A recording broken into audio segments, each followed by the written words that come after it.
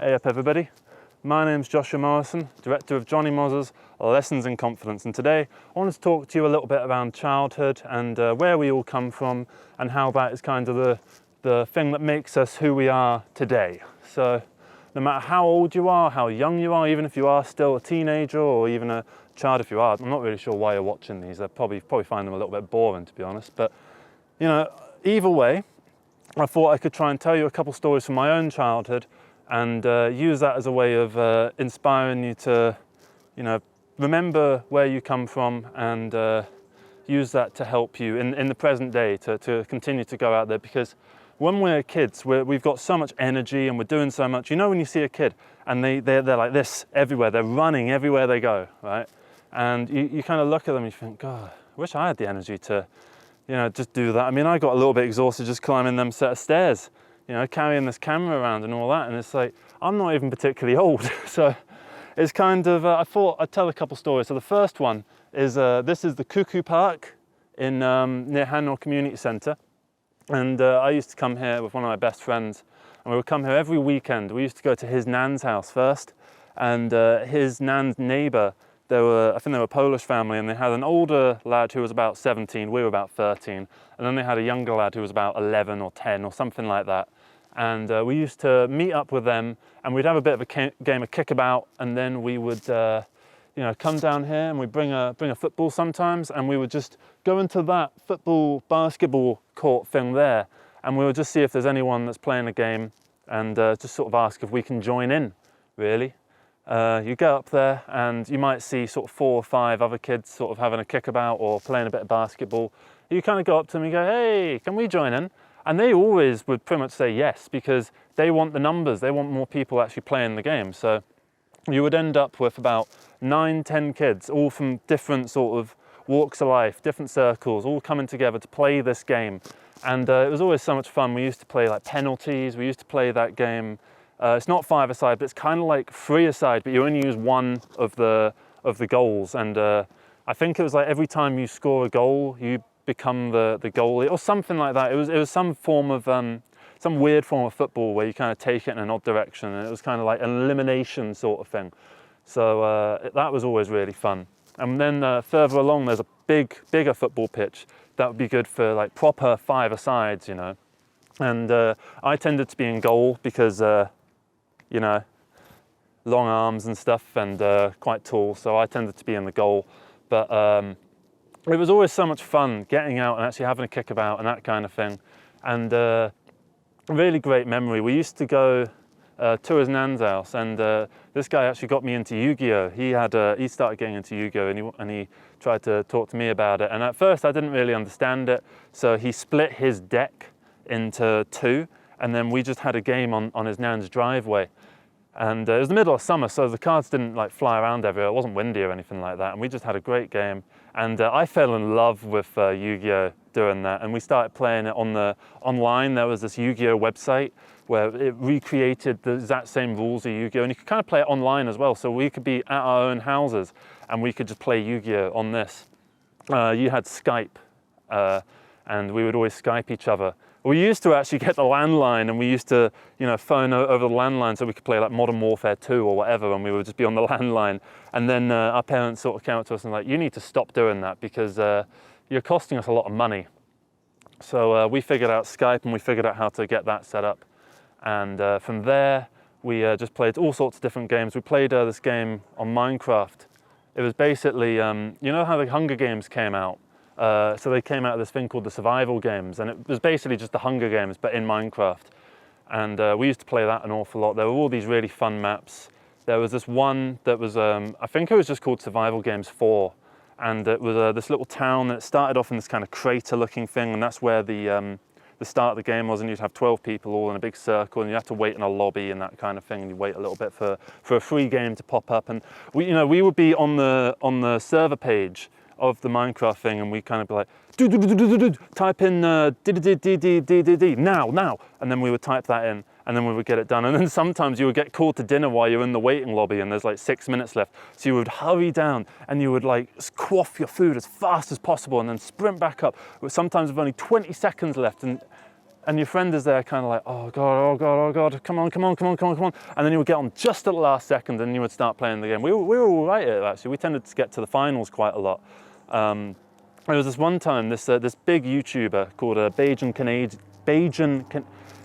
Canadian, right, who was this kind of Minecraft Let's Player YouTuber kind of thing, right? And there was one time where he was in the server and I was like, dude, that's one of the biggest guys ever. We have to let him kill us. And he was like, no, we gotta win. If we beat him, that's gonna look so cool. And I was like to him, yeah, but if we beat him, he's not going to release the video, is he?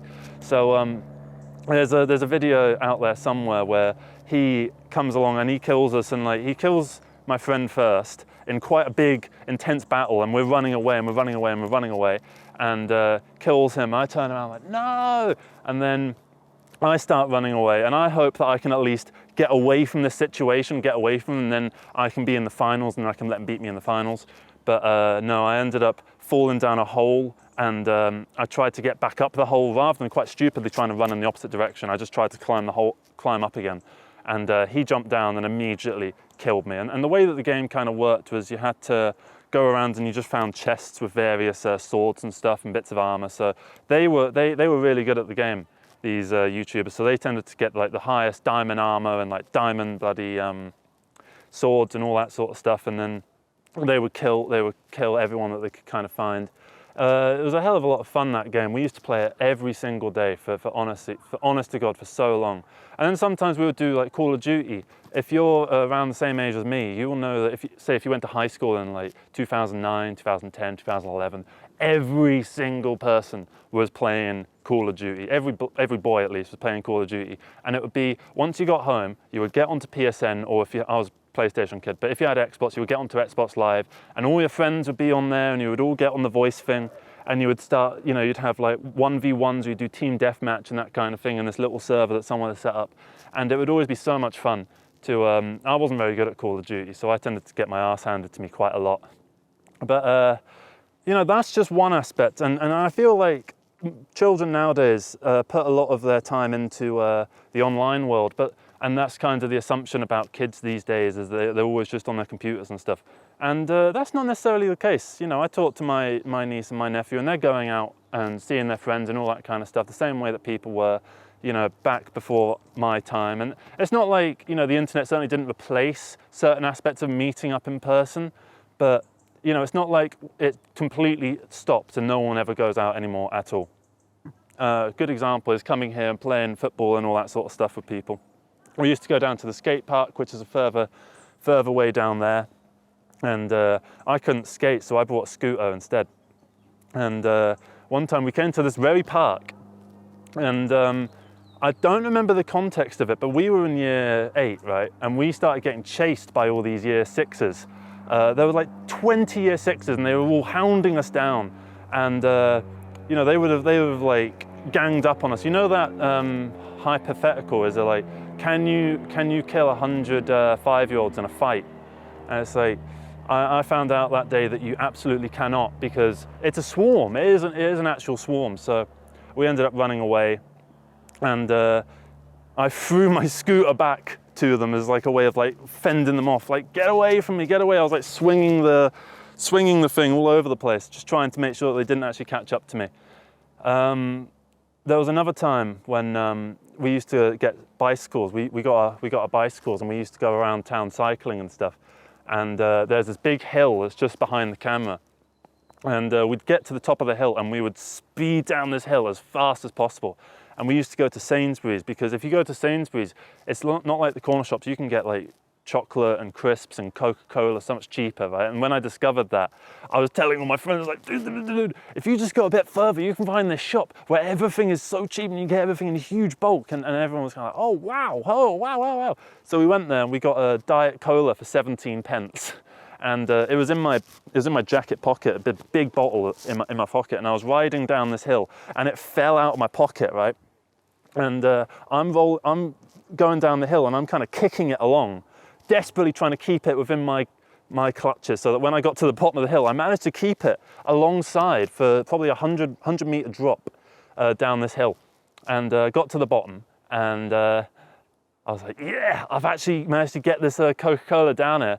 And I opened it and it exploded in my face. Boosh, like that. And when it finished, there was about, say you got the bottle this high, there was about this much left. And we each had a turn on it and it was incredibly flat. It was so flat. It was grim, man. It was really not fun. We used to have so much fun, you know, in high school, just going around, just like goofing off and just having a bit of fun and just like letting the days pass and making the most of them. And it's something that you don't necessarily do nearly as much as you sort of enter the adult world. People are more apt to rather than go out and play, they want to meet up. And when you first become an adult, you're like 18, 19, the whole thing is like getting wasted and getting stoned and like all that kind of stuff. And that can be fun for a bit. But you soon start to realize that feels quite empty and you kind of want a return to the playing around days, because at least you got some good exercise out of it. I mean, I was a fairly fit lad, just, you know, running around all day. We would run everywhere, we would cycle everywhere, he would skate everywhere. I couldn't skate, so I took a scooter. And you know, we would just go out and find weird little things. Like we found Warren Farm when my friend introduced me to Warren Farm. We were about 13. Cut to Warren Farm. I've already cut to Warren Farm in previous videos because I love this place so much, and I'm going to tell you about how we first found it. So we first went with a few friends, and back then it was like this huge, it wasn't like this kind of place where dog walks and sort of things would go now. This was before even QPR started to take it over. So you would have to go through this huge marsh, like there's brambles and all this kind of stuff, and there would be these big trenches and like falls and stuff, and you couldn't see your footing, you couldn't see where you were going. So it was a real struggle to actually get there, right? And when you would finally get to the abandoned buildings and stuff, what we would do is we would scout the entire area out, and we would kind of hide out in the corners and go like this. Yep, you can come down, yeah? And then you would do that. And first time we went there, we went on top of the big water tower sort of thing. And to get up it, you have to climb one building, and then you have to climb from that building onto another building, and then you have to drop down, then you have to climb a big ladder to actually get up there. And we got up there, and there was this like old police tape or something like that, and we tied it to like the post, and then we just threw it out, and it started flying, and it probably flew for about 200 meters. Honestly, so far away, and it looked so satisfying. And then we looked down, right, and there's two policemen that was walking straight towards us. We're like, oh shit, guys, get down. And we start making our way down, right? And we get down, and I have to jump, right? I jump down, and I'm struggling quite a lot, right? I'm really struggling, and I fall like that, right? And I think I broke my shin or something like, or broke my ankle or something like. I probably didn't break it. I probably sprained it, but I got caught, and one of my other friends got caught, and then my friend that showed us the place, he had long gone, but he actually came back, and the policeman said to us, you know what, it's all right. We used to come here and do the exact same thing that you were doing when we were your age, so don't worry about it. Just don't go up on the buildings because there's asbestos. And we were like, yeah, no worries. And we kind of went home, and I'm starting to really hobble like that, right? I tell them, just go on without me. Go on without, like we're in a war movie or something. I'm like, go on without me. Go, you can make it. Ah, like that, right? And it was about a half-hour walk to my house. And what I did is I was really thirsty. I only had 35 pence. And I went into every shop to try and find a bottle of water. I just needed some water, and I was walking along, stumbling along, kind of like, I need water. I need water. I was quite like deranged talking to myself. And I found a shop, and all I could find in every shop I went to was 35p bottle of Boost.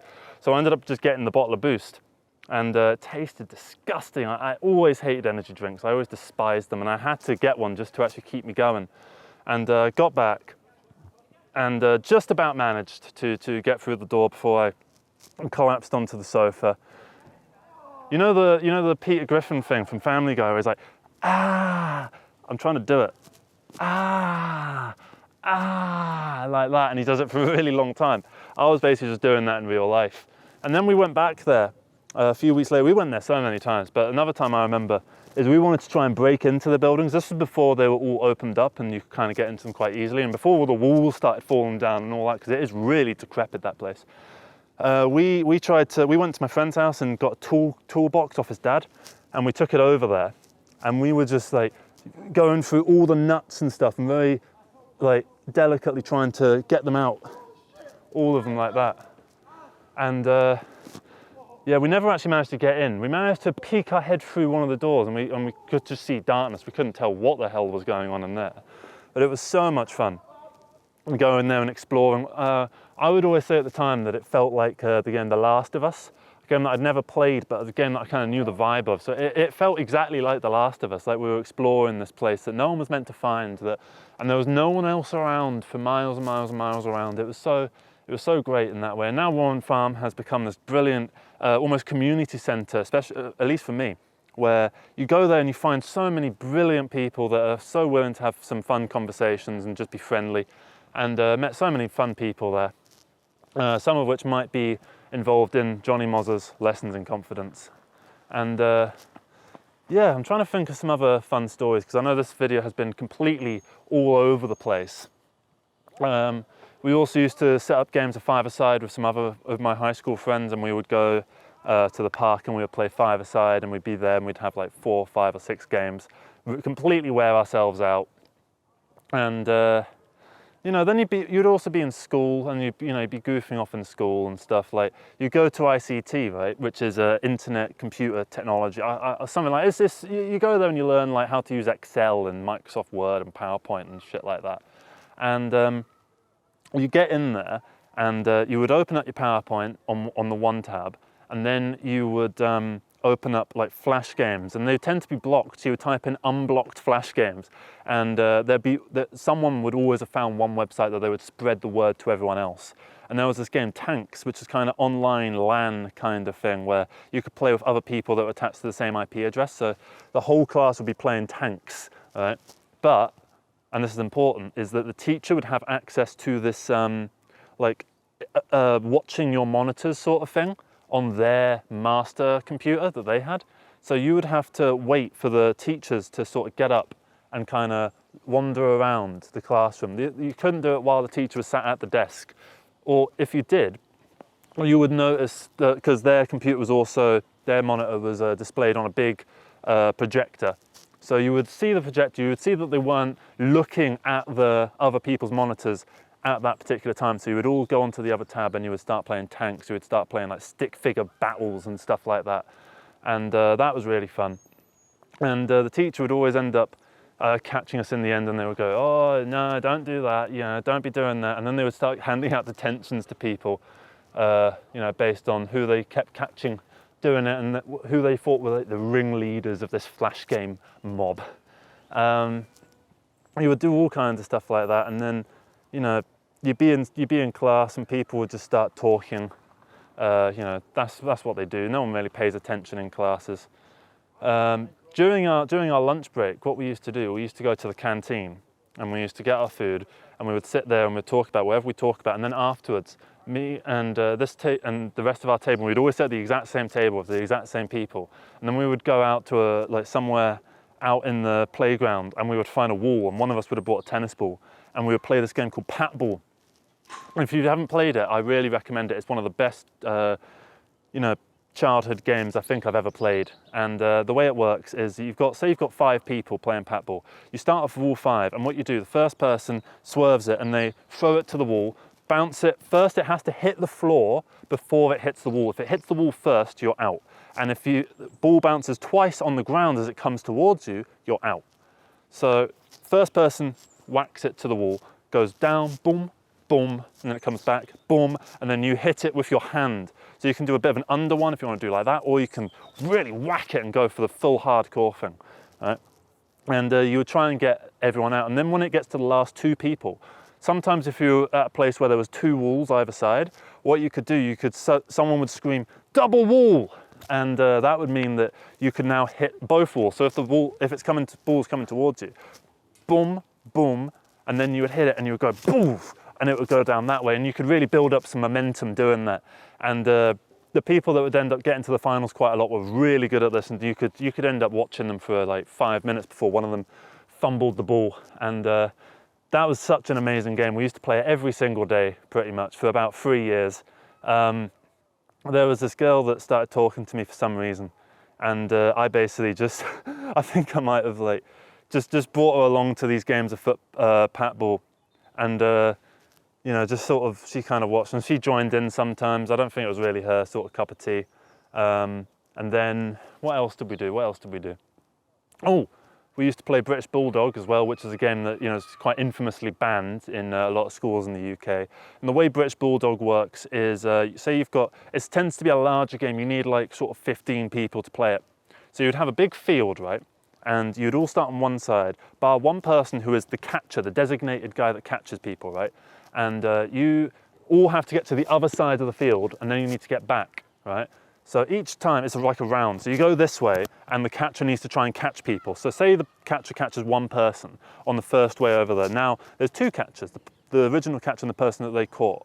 And when they're coming back, you need to try and not get caught. And each time you go back and forth, more people get caught, more people become the catcher, the harder it becomes to actually get there, especially when you're like the last person, because that means that everyone is chasing you down. And the reason that it's banned is because it can become quite violent, because it tends to be a thing where you jump and you tackle them kind of thing.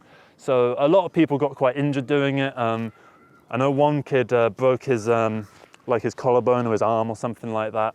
Oh, that's the story. I broke my collarbone when I was 6. We were at a fireworks thing.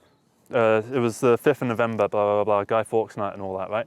And me and this teenager that I was hanging out with at the time, who was like a friend of my mum's, we were just like swinging around. He was swinging me around and around and around.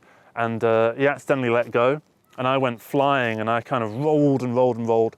And my arm really, really hurt. And I went to the hospital. And I remember the skeleton thing that they show you. And he said, you've broken your collarbone. I just remember I actually remember this.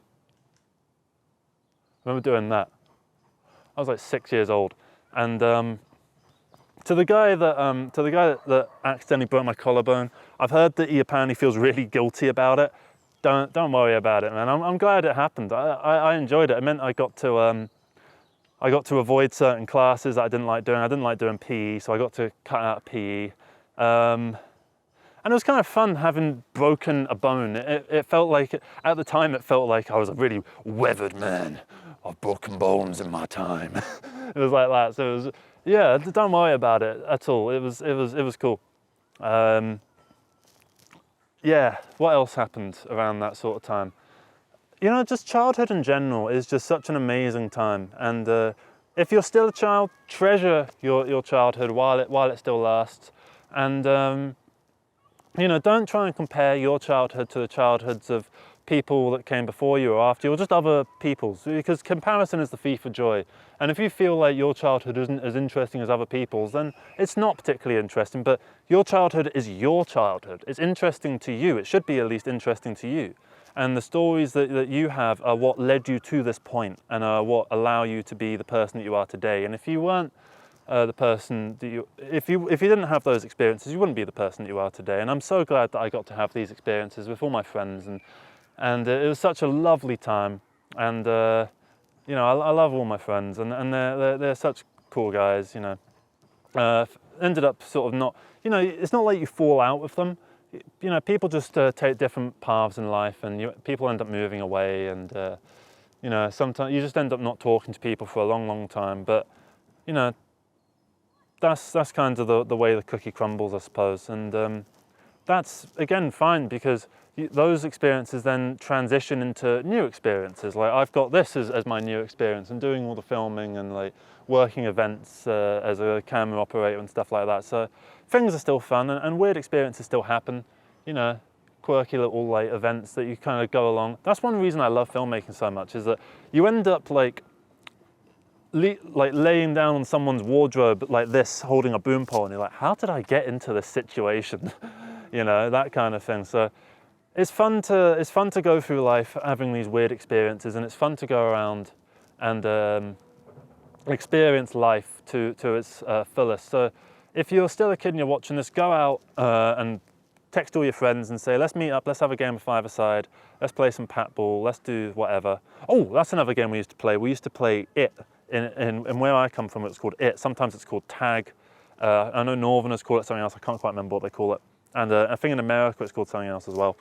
And basically the game is, you've got one person who's It, and you have to go around and you have to touch someone else and go, you're It, right? And then sometimes you can do like group It. So it's similar to British Bulldog. If you It someone, now you're both It.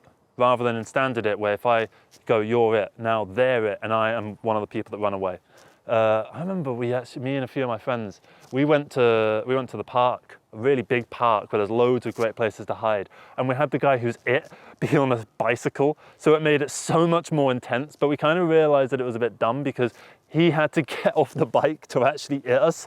And because he didn't want to just like damage the bike, he would end up getting off like this.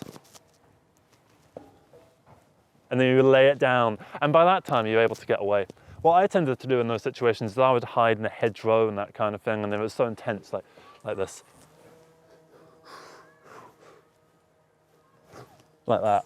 So there's so many great playground games out there. There's so many great things you can do as a kid. And I'd like to set up a game of Patball now. I'd like to set up a game of five-a-side or a game of It and play it again, because it was so much fun. And I don't think like the charm would be completely lost on, you know, older people playing it. Maybe it would look a bit weird to outsiders, but you know, why not? Why does it matter what others think of you? As long as you're having fun and you're not harming anyone else, then why worry about it? I think to wrap this up, I would like to say, you know, your childhood is absolutely what makes you, and your childhood was pretty interesting. Even if you feel like you had quite a dull childhood, there's little memories that you can't quite remember. You know, if you meet up with an old school friend and you start reminiscing and you start telling stories that you've forgotten about completely because they told you a story, and then it makes you remember a story, and you've got so many stories because your childhood was like, you know, the stuff that you're actually lucid about was like 13 years long. Obviously you're 18 for the duration of your childhood, but you don't really remember the first sort of 5 years. And if you do, it's not particularly interesting stuff. It'll be like little cartoons you used to watch, or like going, "Mommy, mommy," you know, that kind of thing. So yeah, thank you so much for watching this. You know, if you're a parent, show this video to your kid, I suppose. No, they wouldn't be interested. Just give them some ideas for little playground games, you know, and put in the comments some playground games that you used to play as well. Because I'm sure there's games that I've forgotten about that we used to play, that if I sort of see someone else sort of talk about it, I go, oh yeah. Or there'll be games from other countries and other cultures that I have no idea about. And yeah, I think that's going to be it for now. Thank you so much for watching this quite sentimental, rambly video. And yeah, I'm going to close it out by going down the slide. I'm going to see if I can actually... I'm too big for this. I'm way too big for this. Do you know what? This is fucking pointless, this. I'm just going to go down the normal way. Take care. Take care, everybody. Bye-bye.